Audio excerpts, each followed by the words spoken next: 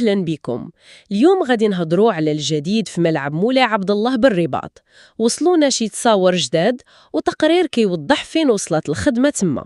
الهدف ديالنا هو نفهموا مزيان شنو كيوقع وشنو هاد التطورات الكبيرة في هاد المشروع الضخم. صراحة الصور كتبين بلي الخدمة غادية مزيانة ياك، خصوصا في البيطون. المدرجات تقريبا كملوا. فعلا الصور واضحة بزاف، التقدم باين. يالله بدينا بالمدرجات، خدمة ديال البيطون نقدر نقولوا راه في مراحلها الأخيرة. هذه هي لاباز ديال التيران كامل، وملي كتوصل لهنا بهذه السرعة يعني غالبا الأمور غادية كيف تخطط ليها. واللي كيلفت الانتباه هو الحجم ديال هذه الهياكل والسرعة باش تبنات. زعما بين استعملوا تقنيات جديدة بحال ديك القوالب اللي كتطلع بوحدها، هذه كتسرع الخدمة بزاف مقارنة مع الطرق القديمة. مثيرة هاد النقطة ديال التقنيات، وهذا التقدم بين حتى في السقف الحديدي الكبير اللي كيركب دابا. لا، الصور كتوري أجزاء كبيرة كتركب فوق المدرجات. كيفاش دايرة هاد المرحلة؟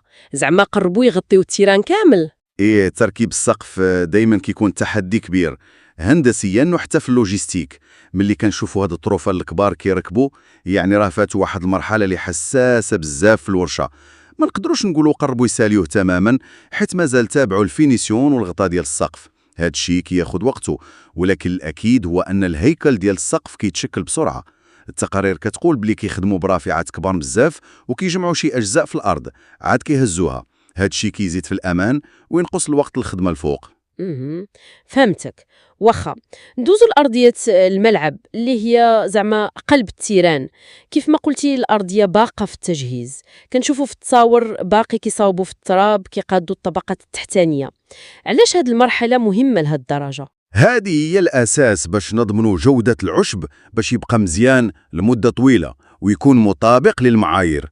مثلا المعايير ديال الفيفا اللي صعيبة شوية. القضية ماشي غير تقاد تراب وصافي، خاص يدار نظام صحيح ديال تصريف الماء تحت الأرض، ويداروا طبقات مختلفة بحال الكاياس، الرملة، مواد عضوية باش توفر التهوية والماكلة اللازمة للغازون سواء كان طبيعي ولا هجين.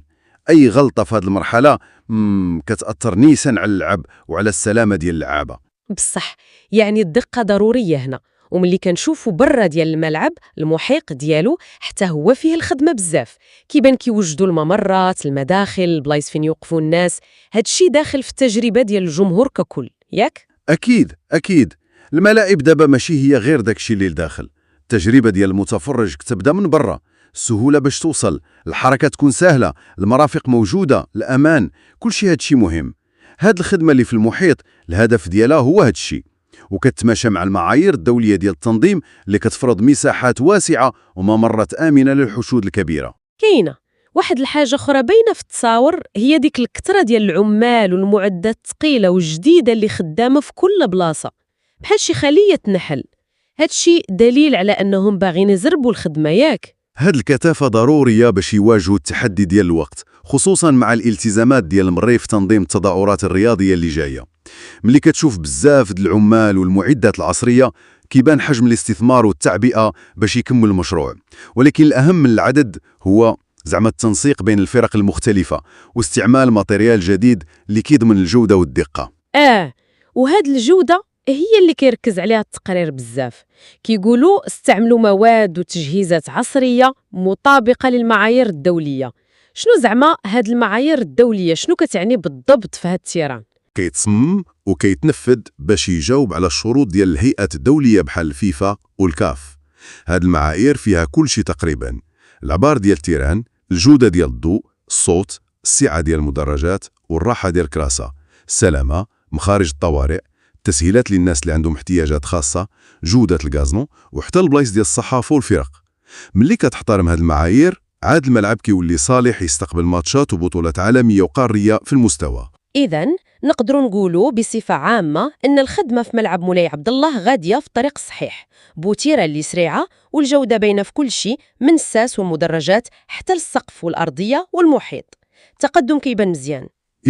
داكشي اللي كيبان من المعطيات اللي عندنا، تقدم كبير ومنظم.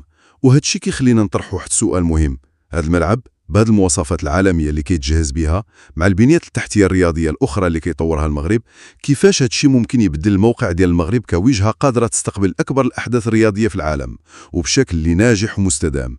هذه نقطة تستاهل نفكروا فيها.